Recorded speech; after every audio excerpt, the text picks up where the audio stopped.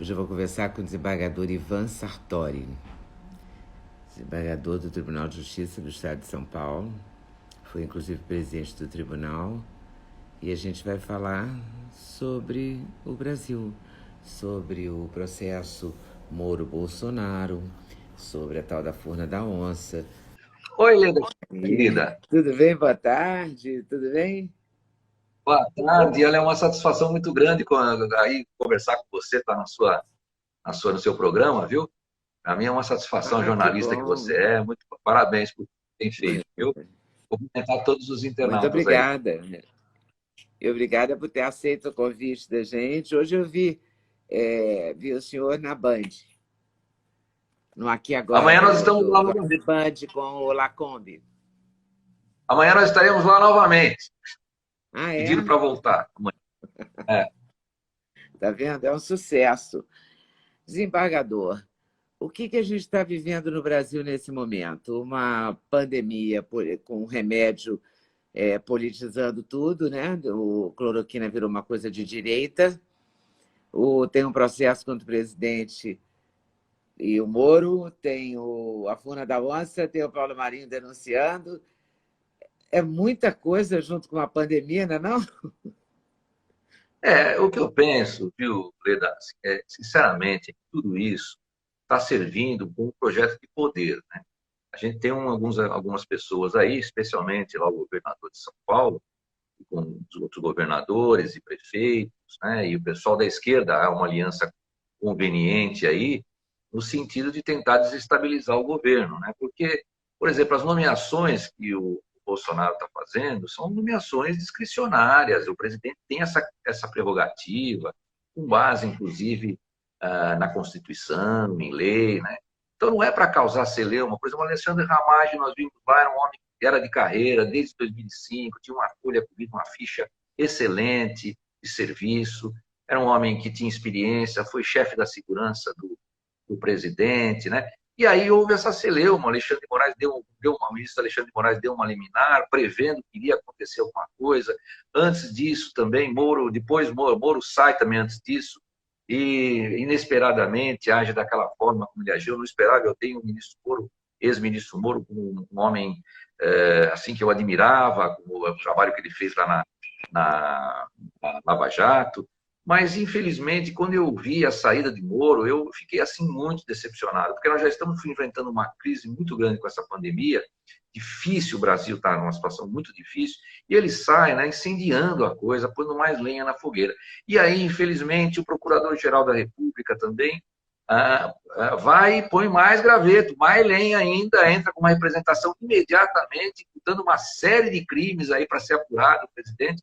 Quer dizer, por conta de uma nomeação de um homem que é da carreira, que seria normal, isso jamais aconteceu. E nunca aconteceu aqui no PT, na época do PT, Fernando Henrique, nunca houve isso. Olha, o PT mudou de ministro lá, a Dilma parece que foi 80 e tantas vezes, né? O Lula parece que foi quase 80 vezes. E agora, porque está mudando um outro ministro, o Bolsonaro está pagando por tudo que ele está, tudo que está acontecendo sem ter o poder nas mãos. Por quê? O Supremo Tribunal Federal, infelizmente, com todo respeito aos ministros, lá tem bons amigos lá, respeito os ministros, mas a decisão de esfacelar, de afastar a federação, deixou o país perdido, sem rumo, né? Os governadores e os prefeitos estão fazendo o que querem. E é um mal que atinge todo o país. Isso tinha que ter a direção nacional do presidente da República, Ministério da Saúde, e não está acontecendo isso. Consequentemente, a gente tem uma gama de decretos aí, uma gama de atos aí, afrontando a Constituição, inclusive. Os decretos estão valendo mais que a própria Constituição. Então, criou-se aí um pandemônio, como hoje usou lá o, o ministro Padilha hoje de manhã. Realmente é um pandemônio que se criou porque nós não temos mais direção. Os direitos e garantias individuais estão comprometidos, né? Nós temos aí no artigo 5º, né, o inciso 2, princípio da legalidade, que só ninguém é obrigado a fazer ou deixar de fazer alguma coisa, senão em virtude de lei. O princípio também da livre locomoção em tempo de paz, liberdade de ir e vir, o inciso 15. Nós temos também a questão do inciso 4º, que é a livre manifestação, liberdade de manifestação. Nós estamos vendo que o Supremo está instaurando inquérito contra quem procura se manifestar. Lógico, quem vier a agir com excesso, estiver se estruturando para depor contra alguma instituição, tudo bem, aí não há problema, tem que realmente tomar providência. Mas livre de manifestação, olha, dizer que vai fechar o Congresso, que vai fechar o Supremo, ainda que nós não concordemos, o sujeito tem o direito de falar, não é? O sujeito tem o direito de se manifestar, isso está na Constituição, é liberdade de expressão. Né? E isso também está sendo afastado. Também os nossos dados telefônicos, né? Que a Constituição não faz qualquer referência à conversa, todos os dados telefônicos estão sendo monitorados. Então, é uma série de arbitrariedades que a gente está vendo aí, e a Constituição simplesmente está sendo rasgada, está sendo ignorada, está sendo pisoteada, principalmente pelo governo de São Paulo. Né? O governo de São Paulo e seus prefeitos e outros governadores que nós temos aí. Agora, nós não estamos em estado de sítio, nós estamos em estado de defesa. Se a gente não está nem em estado de sítio, nem em estado de defesa, não há como haver elasticidade com relação aos direitos individuais. Só nessas situações é que nós temos alguma elasticidade dos direitos e garantias individuais da Constituição, no estado de sítio um pouco mais, no estado de defesa um pouco menos. E não acontece isso, nós não temos. Agora, calamidade. Se não acontece isso, por que é que eles fazem isso e nada acontece? Pois é, eu não estou entendendo. Eu estou achando que está muito complicado, porque o judiciário está dando guarida para esses atos, na medida em que o Supremo acabou afastando o Instituto da Federação. Né? A Federação é ponto fundamental da República. A decisão do Alexandre de Moraes resultou nisso. Aquela anterior, que já houve 7-4, primeiro foi dada a liminar, né, afastando, e depois 7-4, eles decidiram que cada estado, cada município poderia agir do jeito que achasse. Isso tirou os poderes das mãos do presidente da República. O presidente não tem poder mais para tratar da pandemia. Não tem como. Ele está com os braços cruzados. O Supremo fez com que ele cruzasse os braços. Não tem o que fazer. Tirou as atribuições da E cada um vai mandar numa direção, né? O Witzel, por exemplo, hoje, depois, que eu quero falar dele depois, porque ele acusa o Bretas, tem toda uma história aí, mas o Witzel hoje entregou para a Assembleia Legislativa do Estado do Rio a decisão sobre o lockdown. Está sendo julgada agora. Pois é. Entendeu? Agora nós jogamos na mão. E entregou para a Assembleia decidir.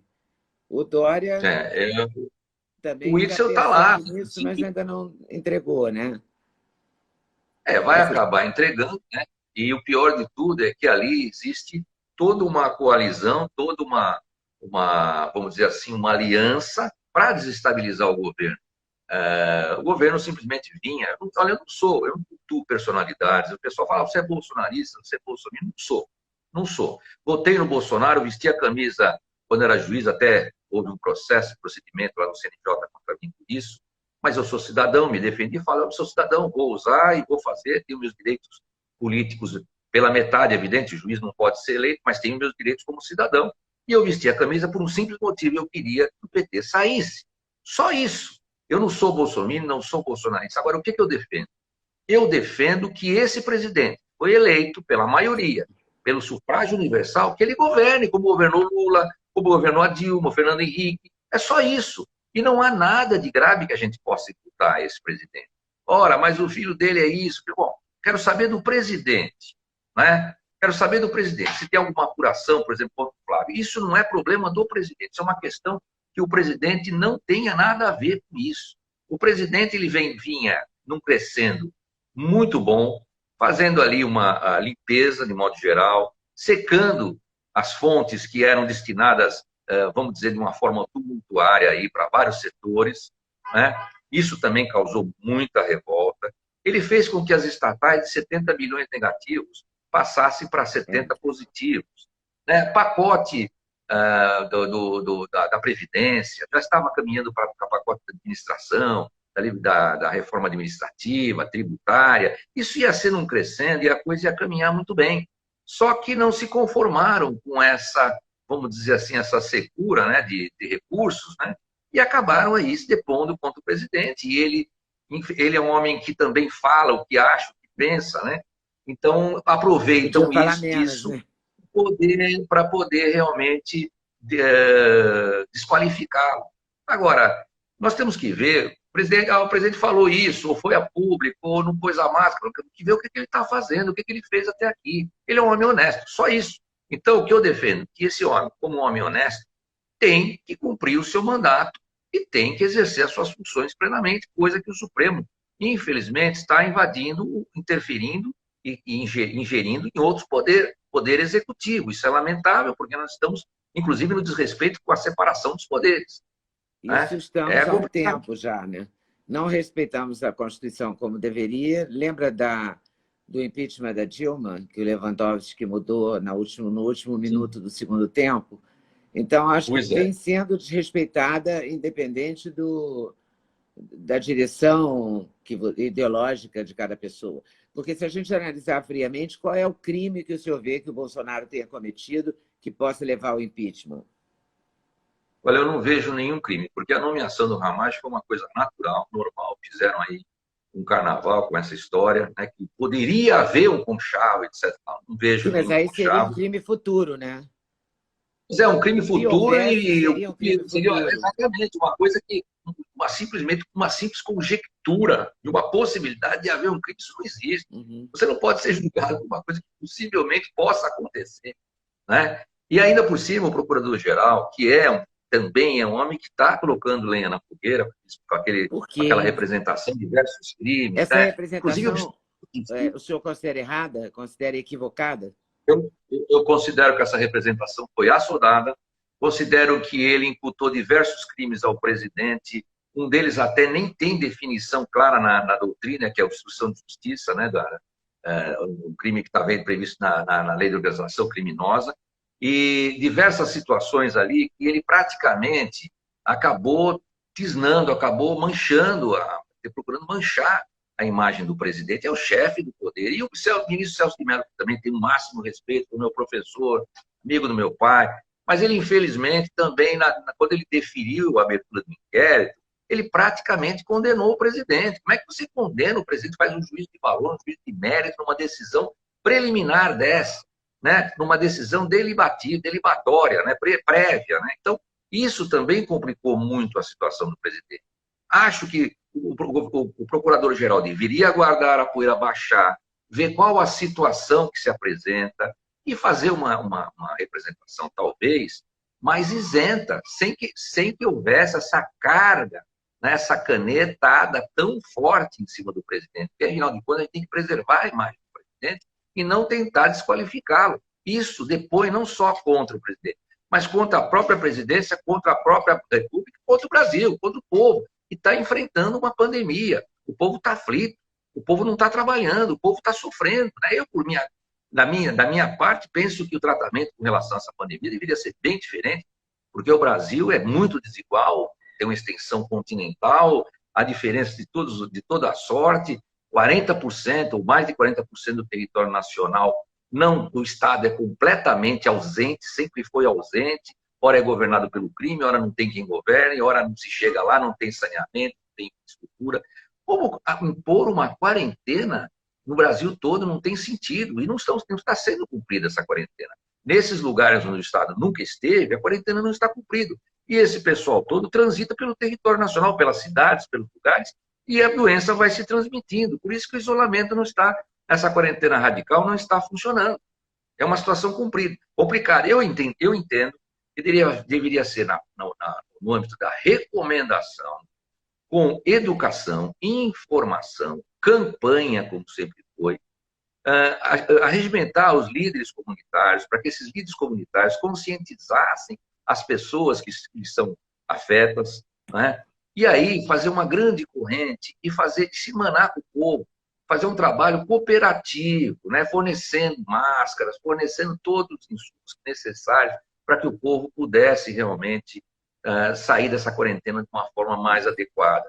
Mas o senhor Também acha que os nossos governantes, os governadores, os prefeitos e até a PGR têm essa visão de Brasil, quer dizer, estão pensando no Brasil ou estão todos, desde o dia 1º de janeiro de 2019, pensando em 2022?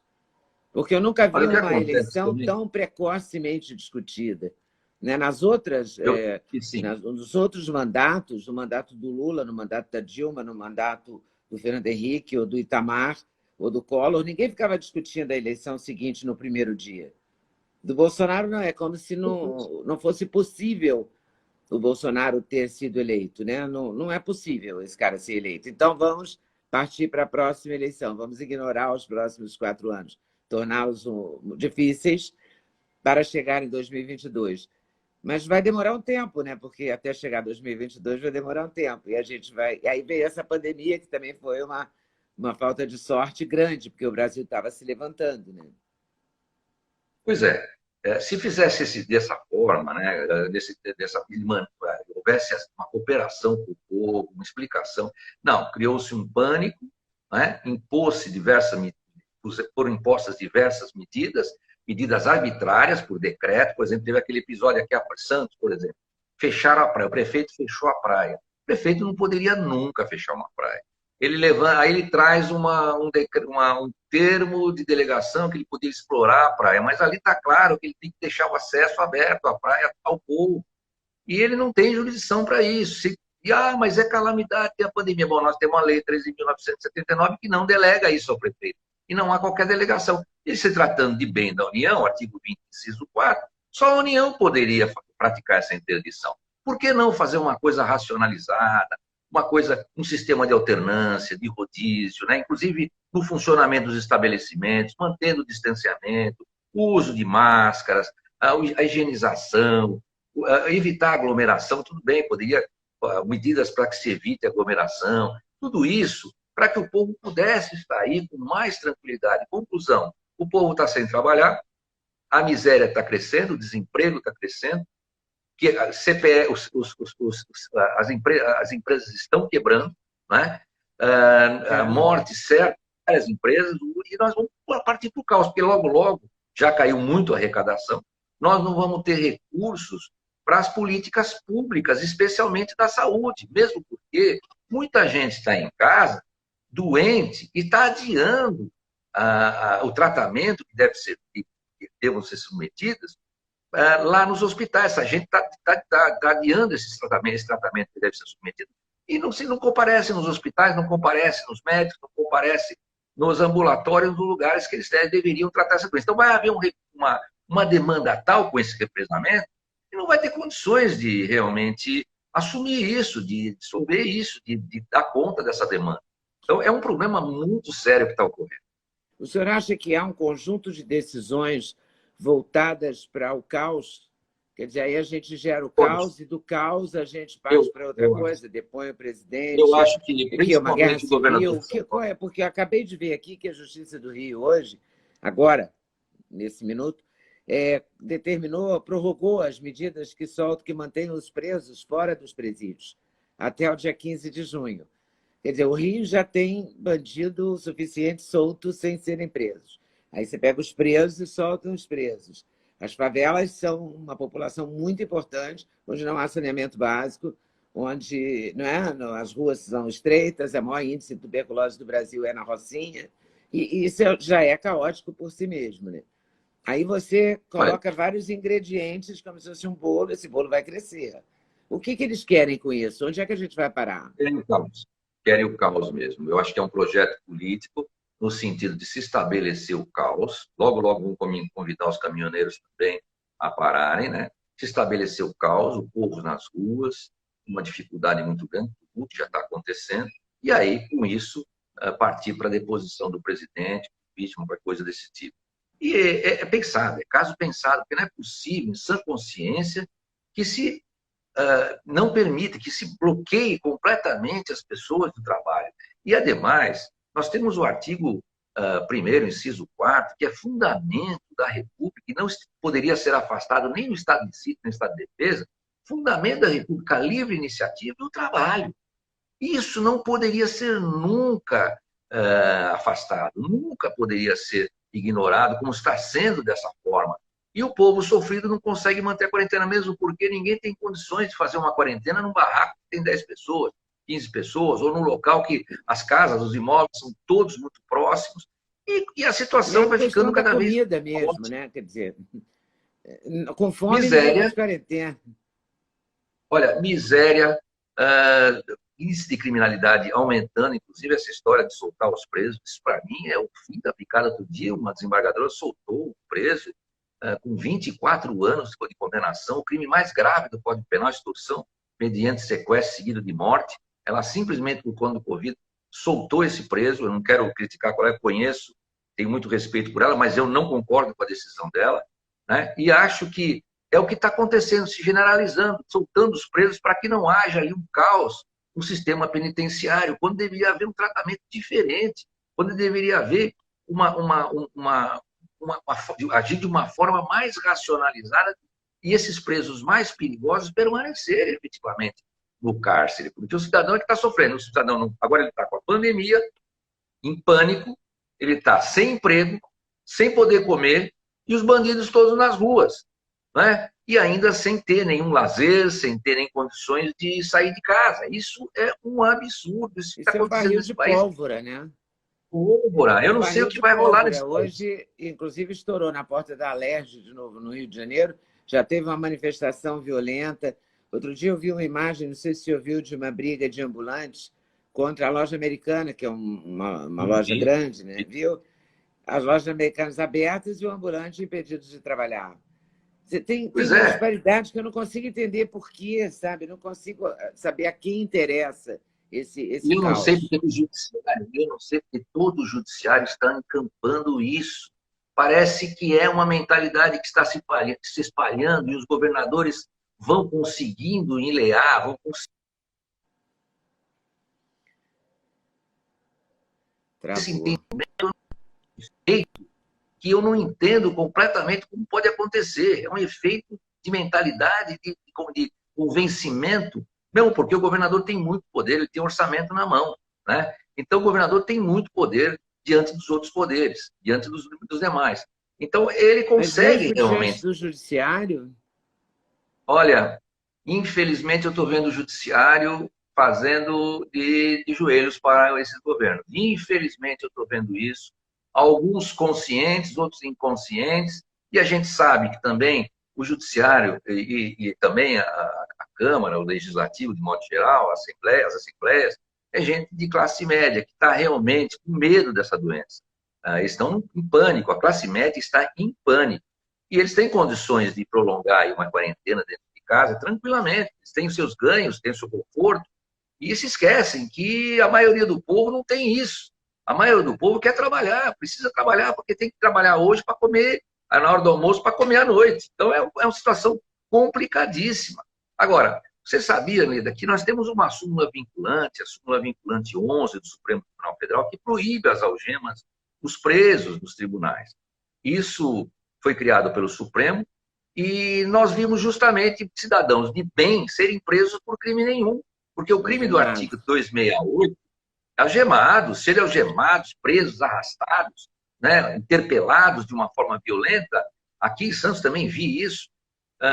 teve no Piauí também. Eu vi no No Piauí, Piauí, no ele Rio de chegou a Janeiro, vários desmaiar, lugares. teve uma série de Maranhão, convulsões. dentro do ônibus também. No Maranhão também, dentro de ônibus, interpelando trabalhadores. Então, isso foi generalizado no Brasil todo. E aí, o que acontece? O cidadão, então, não tem essa garantia que o próprio preso tem.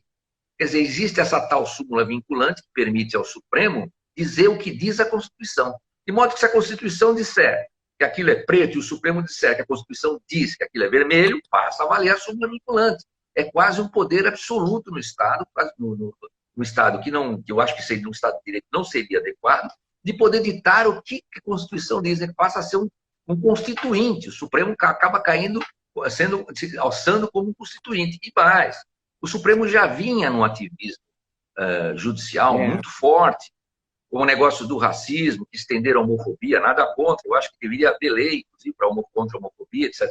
Mas não o Supremo criar um crime de homofobia a partir do racismo. A questão do aborto, que está se discutindo no Supremo a partir de 3 meses, né? A questão dos crimes hediondos, o Supremo entendeu que não poderia ter regime integralmente fechado. Então, diversas situações em que o Supremo começou um ativismo judicial muito forte e agora já passou para o ativismo político. Né? Porque você interferir no outro poder com uma nomeação sem um motivo plausível não tem a mínima condição. Ah, mas ele vai interferir. Não tinha inquérito nenhum contra ninguém lá na Polícia Federal. Ah, mas agora veio o Marinho denunciando isso depois de 2 anos. Quer dizer, e ele é do PSDB, está junto com o Dória. Não se sabe da veracidade dessa notícia, mesmo porque já estava sendo apurada essa questão do Flávio lá no Rio de Janeiro, no Ministério Público do Rio de Janeiro, já estava sendo apurado lá. Então, qual é o problema de ser apurado aqui na Polícia Federal? Isso, sinceramente, eu não entendo no que o presidente poderia interferir, mesmo porque inquéritos e investigações ficam sob a batuta do Judiciário e a fiscalização do Ministério Público. Então, não tem como o presidente interferir numa situação dessas. Agora, infelizmente, é o que está se fazendo.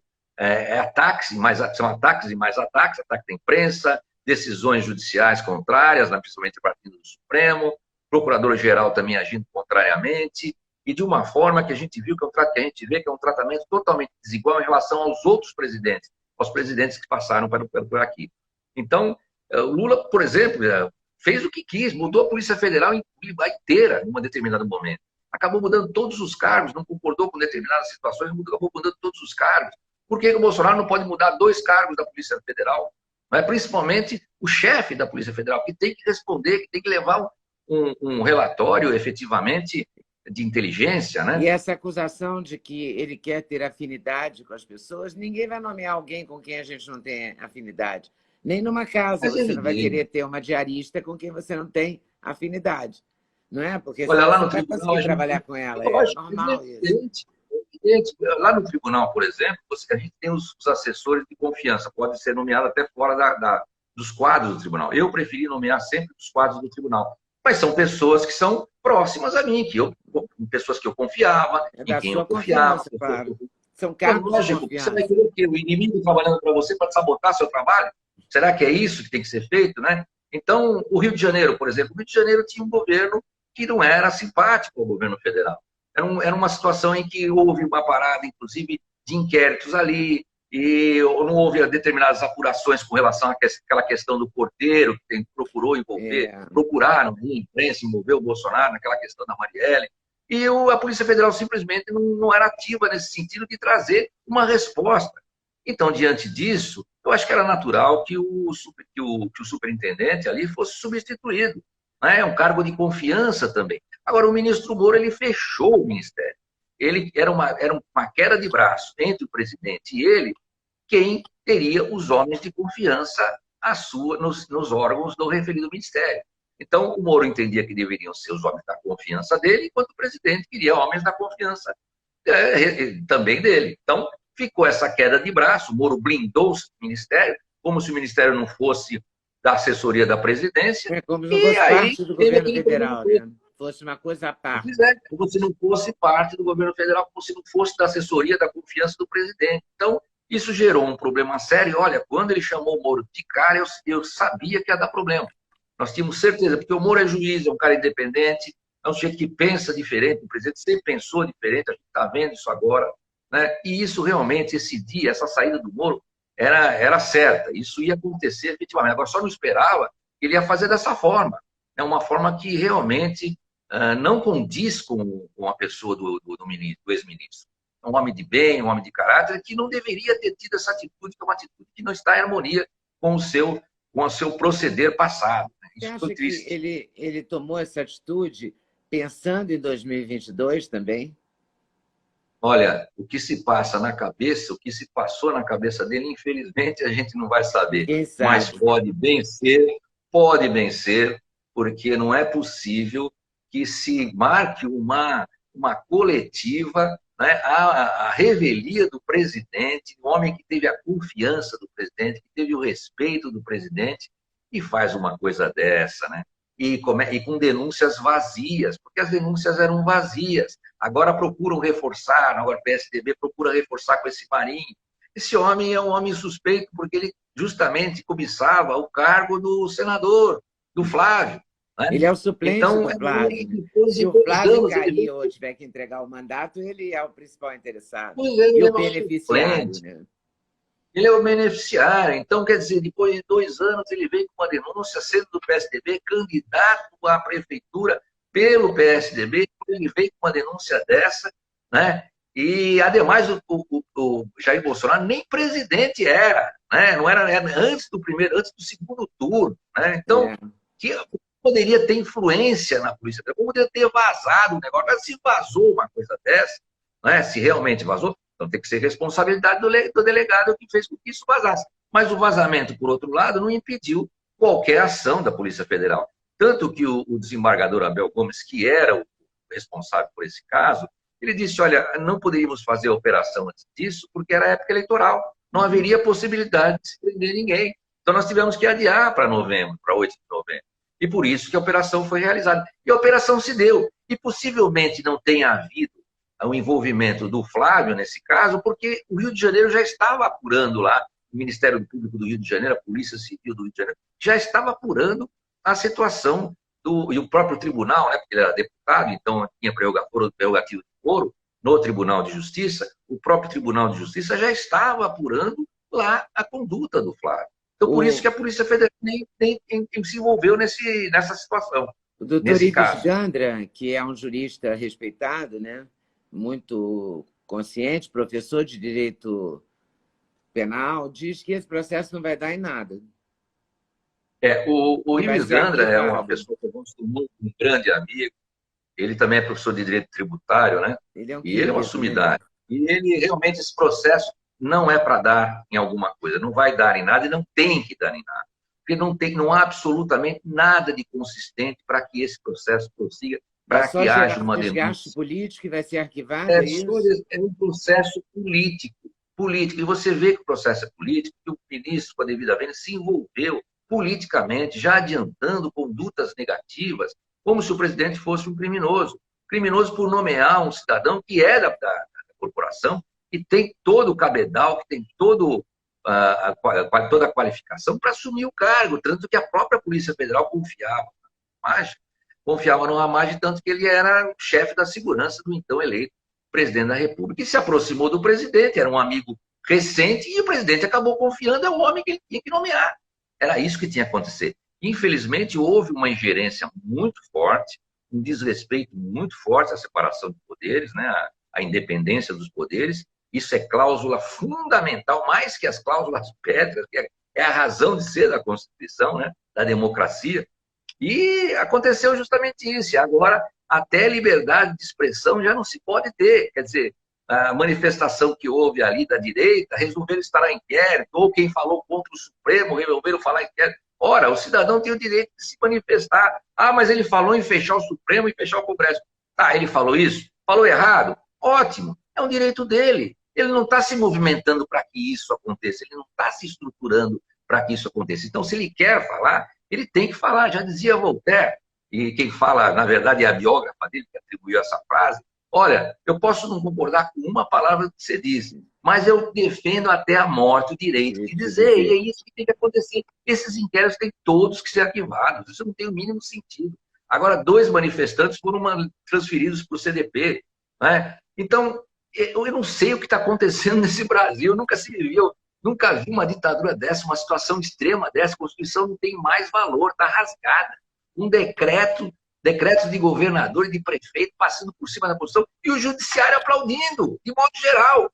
Teve um caso aí, por exemplo, teve alguns desembargadores, parece que foi uma de Santa Catarina, e um colega nosso também aqui de São Paulo, o desembargador Soares Levada, que acabou determinando a abertura de estabelecimentos, de empresas, com decisões, mas isso fatalmente vai acabar cassado. Agora vamos ver o que o Superior Tribunal de Justiça, que isso vai acabar passando direto para o Supremo Tribunal Federal e é visto como matéria constitucional, etc. e tal. Mas espero que o Superior Tribunal de Justiça possa intervir, também que se examine em termos legais isso e possa manter essas decisões, porque não é possível que a gente continue numa quarentena indefinida e o cidadão sem poder trabalhar contra o artigo 1º, inciso 4º da Constituição, que nem estado de sítio e nem estado de defesa pode afastar, pode flexibilizar. Sem perspectiva nenhuma, né? Porque não tem um projeto. Daqui a 15 dias começam não tem um plano, não tem nada, né? Tem de um lado o Bolsonaro querendo que volte e de outro lado muita gente dizendo não pode voltar e não pode voltar até quando? Também ninguém diz, não há um plano, né, para a retomada. Não há um plano para isso. E nem se sabe, aliás, parece que nem é. o protocolo adequado para essa pandemia, É. porque nós temos uma diferença, nós temos uma miscigenação, uma diferenciação, um território de extensão continental, como eu falei, que não é possível realmente uma uniformização do tratamento no Brasil. O Brasil teria que ter um tratamento para cada região, para cada situação, até atribuindo, vamos dizer assim, um determinada colorido, uma verde, amarela, uma determinada bandeira para poder fazer, para poder tratar exatamente como deva ser tratado qualquer região desse tipo. E não está acontecendo isso. Está se generalizando, por exemplo, São Paulo. Tem muitos municípios que não tem absolutamente nada. O próprio Eldorado Paulista, que o presidente menciona, né, não tem absolutamente nada e está fechado. Então, quer dizer, é uma incongruência absoluta e me parece que é mesmo um projeto de poder para criar o caos, para criar a baderna e para que o presidente seja deposto. E penso que a ideia mesmo é quebrar mesmo, pessoal, é quebrar os comerciantes, é quebrar o empresário para que haja realmente uma reação violenta e que aconteça realmente uma deposição desse presidente. Infelizmente, é isso que nós estamos vendo, porque não existe racionalidade nesse sentido. Não existe. O que há, por exemplo, sobre a substituição do presidente? Porque pelo WhatsApp a gente recebe, se bem que o Supremo hoje vai julgar uma coisa sobre aplicativos, que eu fiquei grilada, mas não entendi bem. Vai julgar hoje uma coisa sobre aplicativos na internet, se pode continuar, se tem que ser proibido. Não sei se sobre o Zap, mas vai ter isso. Eu vi que realmente tem um julgamento nesse sentido lá, e haveria um controle, né? Haveria vamos dizer assim, uma restrição aos aplicativos, né? Da rede social. Isso, pelo amor de Deus, isso não tem o mínimo sentido. Isso é censura explícita, né? Censura clara, censura explícita. E já foi censura quando se instaurou esse inquérito contra o pessoal que fez a manifestação de direito. Não, esse agora que foi feita contra o pessoal que fez aquela manifestação de direita, a última agora, que se instaurou em respeito contra dois deputados, etc. Tal. Fake news, que nem crime é, né? Fake news por si só não é crime, não existe nenhuma figura penal prevendo isso. Quem se manifestou, teve um inquérito anterior também instaurado pelo presidente, aí como relatoria do Alexandre de Moraes também, para saber quem estaria falando contra o Supremo, quem seriam os detratores do Supremo. Quer dizer, isso tudo é censura, desculpa. E agora foram presos dois manifestantes que fizeram manifestação em frente à casa do Alexandre de Moraes. Também, e foram transferidos para o CDP. Quer dizer, são presos mesmo. E, olha, o crime, por exemplo, e os crimes que nós estamos vendo aí, desobediência e descumprir ordem que se refere à contaminação, etc., o artigo 268 do Código Penal. Esse artigo 268 é uma norma penal em branco, então depende de uma ordem da autoridade a respeito da questão de contaminação, né, desses agentes contaminadores. Essa condenação seria para quem? Para quem passar a doença? Para quem... Não, essa condenação é para todos agora, porque quem descumprir, desde o começo, quem descumprir esse artigo 268 já era processado, porque tem uma ordem geral para que ninguém possa, por exemplo, transitar pela rua. Em vários locais houve isso. Quem saísse de casa, essa questão do uso de máscara, isso é lei. Isso precisa ter lei, isso não é um decreto. Agora é lógico, o pessoal vai falar, olha, nós estamos numa pandemia, desembargador, como é que o senhor está falando uma coisa? Tá bom, nós temos que manter os protocolos de distanciamento, de máscara, higienização, e tudo isso a gente tem que manter, evidentemente, mas não podemos também acabar, derrubar todos os direitos que conquistamos aí, que as duras penas conquistamos, e que a humanidade tanto lutou e tantas guerras houve, né, para que esses direitos existissem. Hoje nós estamos vendo... se a máscara vai ser uma lei nacional, né, uma lei federal. Agora, a Câmara agora, se sair uma lei, né, se sair uma lei da Câmara Federal, aí nós estamos dentro do princípio da reserva legal, aí é possível até defender essa situação. Né? Mas, por enquanto, foi só decreto. Só foi decreto. Né? E esses decretos não podem se sobrepor à lei, principalmente diante desse princípio da Constituição do Inciso 2 e do princípio da reserva legal, do princípio da legalidade, perdão. Princípio da legalidade. E esse princípio é que ninguém deve fazer ou deixar de fazer alguma coisa, senão é virtude de lei. É isso que acontece. E a gente passou a semana passada, e essa semana, até sexta-feira, pelo menos, vamos passar no suspense do que vai decidir o ministro Celso de Mello. Né? O suspense do vídeo. Porque ou ele aceita tornar público só os trechos que o presidente Bolsonaro fala, ou se ele vai tornar toda a reunião pública, né, material para todo mundo ver. O que o senhor acha disso? O senhor acha que Bom, eu deve acho que sim. preservar? Porque, assim, pode vir uma outra crise, né? Porque se alguém falou mal da China, aquele embaixador da China que já protestou e exigiu pedido de desculpas, não sei quem vai exigir de novo, e ele tem um histórico, né, assim, pela América Latina. Um histórico Olha, curioso, né? já enviar o vídeo para o Supremo Tribunal Federal, já para mim é uma total ingerência. Esse vídeo nem era para ser enviado ao Supremo Tribunal Federal. Eu, talvez, se fosse presidente, não o enviaria. Diria que realmente existe aí um choque de poderes, né? Haveria uma crise institucional, porque esse vídeo jamais deveria ter sido enviado para o Supremo Tribunal. Quanto mais publicizá-lo. Isso é uma verdadeira excrescência, uma questão interna, uma questão de segurança, de estratégia do governo, de Estado, e isso realmente cai. Judicializar uma coisa dessa é realmente uma situação que eu jamais poderia pensar. Imagina publicizar isso. Isso é um verdadeiro absurdo. Não tem o mínimo sentido. E eu espero que o ministro Celso de Mello, que é um homem preparado, pense nisso. Que a crise pode ser muito grande, inclusive uma crise externa, né? Como você mesmo falou aí. Então, não há como manter uma situação dessa. E o povo realmente está numa situação que não está vendo o tiroteio aí entre os poderes todos atirando no presidente, governadores, a mídia também está num trabalho também incansável de desqualificar o presidente, de levar o presidente a uma situação vexatória. Isso não tem o mínimo cabimento. Vamos deixar o homem trabalhar. Ele foi eleito pelo povo, ele está com mandato, deixa ele trabalhar. Ele vinha fazendo um trabalho decente, um trabalho muito bom, ele é uma pessoa honesta. Agora, se há algum problema, que se faça a apuração reservadamente. O Moro, por exemplo, se ele achasse alguma coisa de interferência, porque ele deveria ter feito?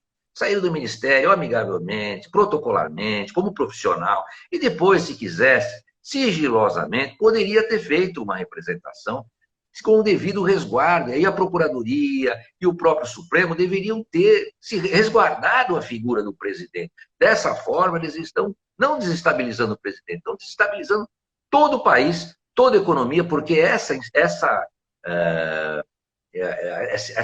insegurança jurídica que nós temos aqui, que agora se acentuou muito, e nem a Constituição vale mais, essa insegurança leva à fuga do capital estrangeiro, com certeza. Ninguém vai investir aqui. Ninguém vai investir num país onde não há segurança jurídica. Lógico, e com isso a nossa economia vai empobrecendo cada vez mais. E aí, sem trabalho, né? Sem o trabalho, sem o capital, sem absolutamente nada, o Brasil vai cair num caos que nunca mais vai voltar. Vai ser muito difícil. A gente já estava numa situação difícil, uma dívida externa enorme, de quase de 4 trilhões e alguns 700 bilhões.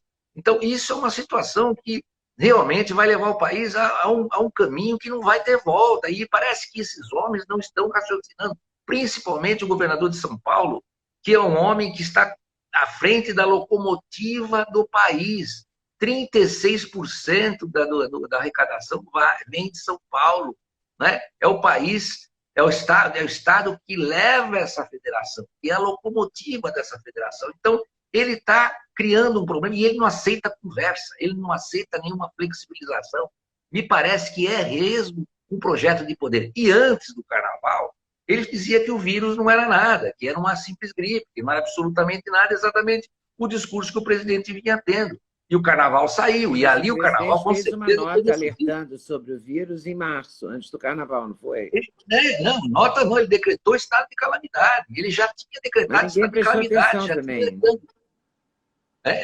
E não atenderam, resolveram fazer o carnaval como queriam fazer, e o carnaval foi isso que deu, todo mundo infectado. E aí a quarentena posterior, evidentemente, eu não sou técnico para dizer, mas eu ouço aí diversos técnicos, o Wong, o próprio Osmar Terra, que tem um raciocínio lúcido, a meu ver, né? O Prêmio Nobel da Paz, da ciência, esses todos, né, tratando da infectologia, eles têm dito que esse protocolo não tem o mínimo sentido. Já houve o processo de infecção, de contaminação, e aí não tem mais como retornar. Tanto que nós temos visto que o tratamento dos doentes, dos contaminados, são justamente em face daqueles que estavam em isolamento. Eu conheço gente aqui que estava isolada, que estava numa situação de clausura realmente, e pegou o coronavírus, porque sai o parente para ir na padaria, comprar pão, vai no supermercado comprar uma coisa, volta e já traz.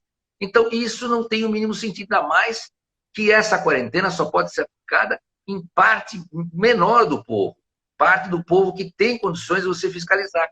Quando você não tem condições de fiscalizar, como nas favelas, nas comunidades, nos locais onde estão sendo governados pelos Quem vai traficantes, lá você não na tem favela como, mandar né? fechar, né, a Pois Birosca? é, Eu quero ver. aqui não, ninguém tem coragem. Aqui o prefeito ele deveria, aqui de Santos, por exemplo, o próprio governador, por que não vai nos locais em que não se tem acesso, né, para tentar impor a quarentena? Eles fazem isso, não tem coragem, eles vão impor em detrimento do cidadão de bem, que é respeitador da lei.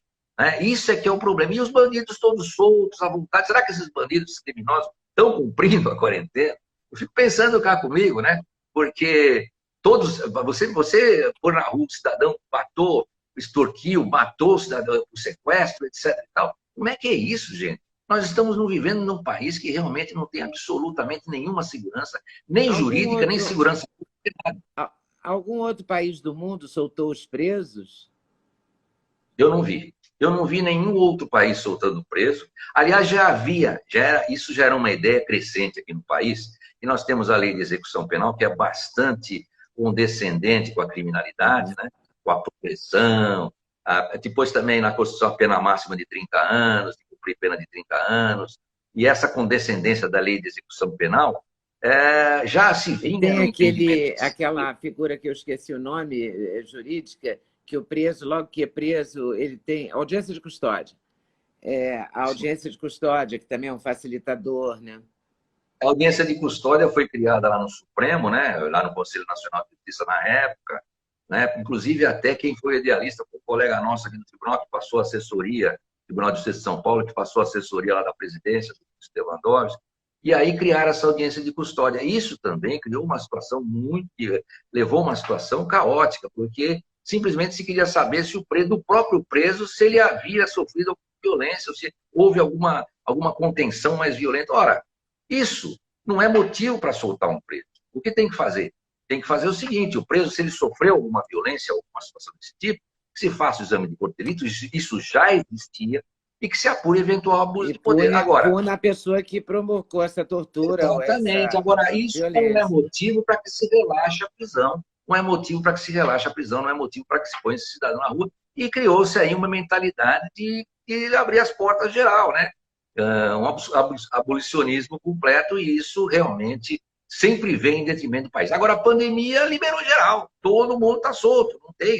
Vimos no Rio Grande do Sul um homem reincidindo, um homem que era um traficante, que era um homem perigoso, já estava reincidindo. Então, tudo isso é realmente o caos absoluto, uma anarquia completa, sem nenhum controle, e infelizmente muito disso vem pela decisão do Supremo, pelas decisões que o Supremo vem dando, inclusive a questão de não haver a progressão em relação aos crimes chamados hediondos da Lei 8.072. Então, isso é que me traz muita preocupação, a posição que o Judiciário já vinha tomando nesse sentido. Quando eu era juiz criminal, a nossa Câmara era bastante rigorosa, e nós víamos consternados que realmente as cortes superiores tinham um pensamento mais condescendente, há uma questão de reeducação do preso. Olha, tem preso que não tem possibilidade de reeducar.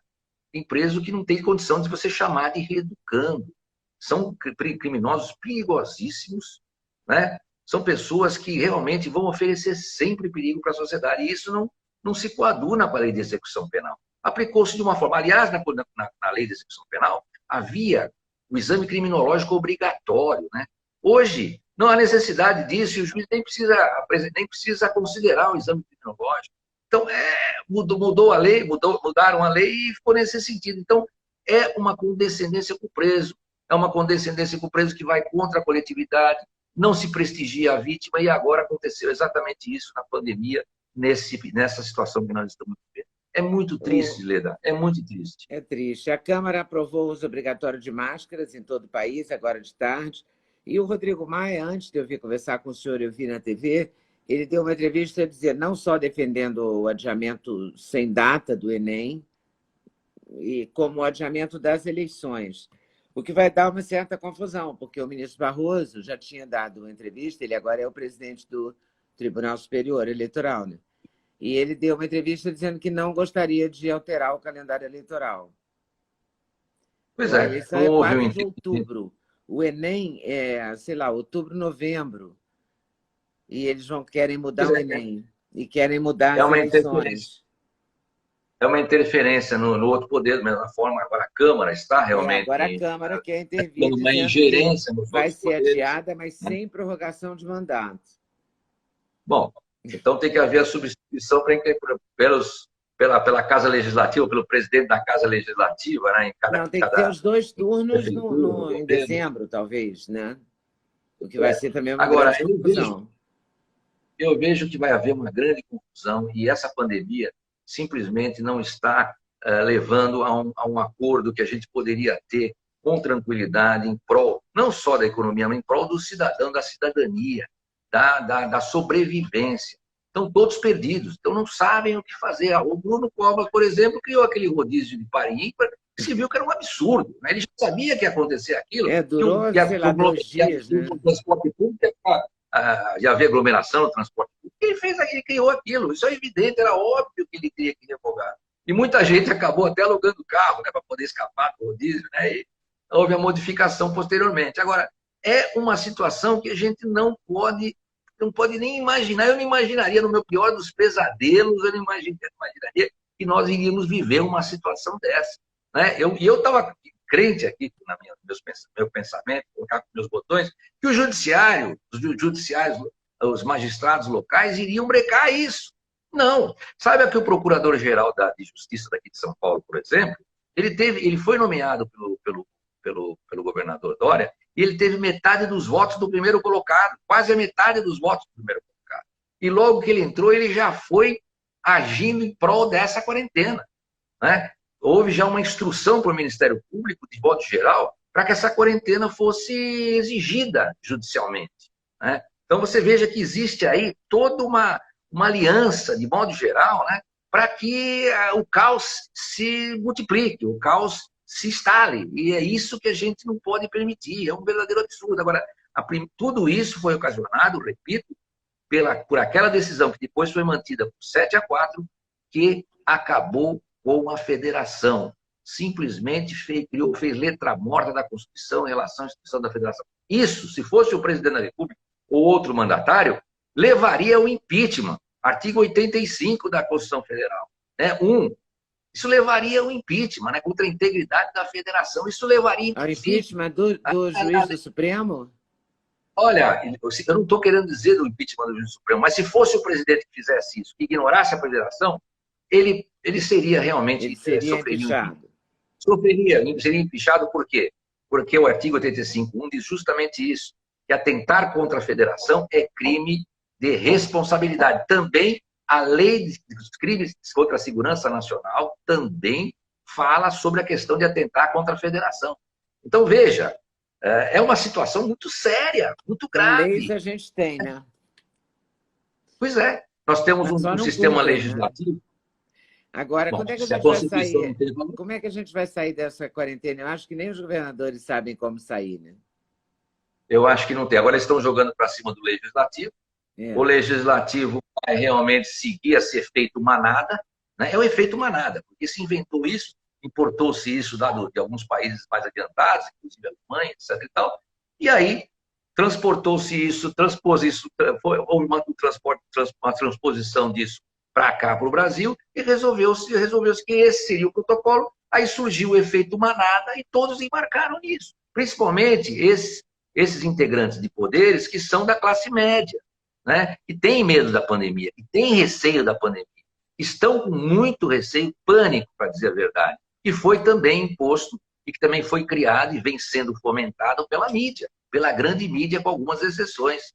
Né? Então, esse pessoal integrante desses poderes que são da classe média, que tem condições de se manter na quarentena, resolveram que essa é o protocolo que se deve seguir para o Brasil, e como se todos fossem iguais aqui, como se nós todos fôssemos iguais, como se os pobres aí, a situação do pessoal que mora em situação precária, que não tem saneamento, que não tem estrutura, que precisa do trabalho para viver, o trabalho informal ou emprego, como se isso fosse uma coisa de menor relevância.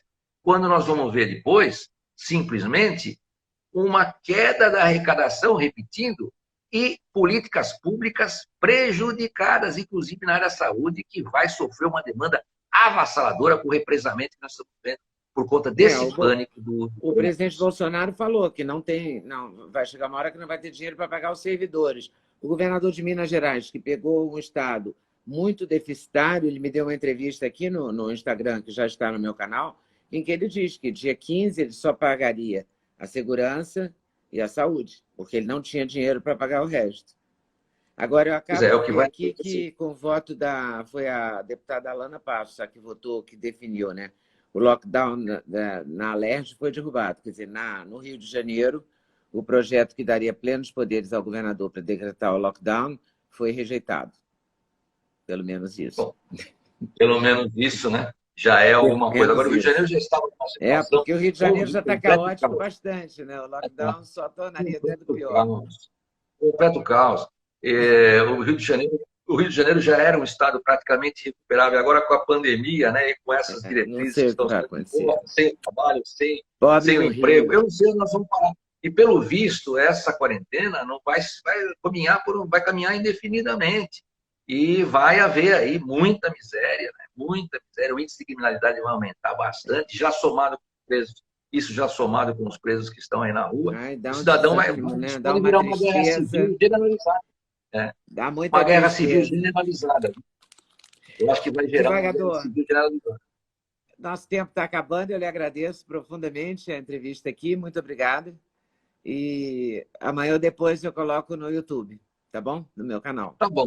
Muito obrigado, Júlia. Agradeço muito. Uma satisfação muito grande conversar com você. Eu te respeito muito pelo trabalho que você fez aí. Imagina. Um abraço eu fiquei muito honrada. Muito obrigada mesmo. Aos nossos ouvintes. Tá bom? Obrigado. Até logo. Tchau. Obrigada.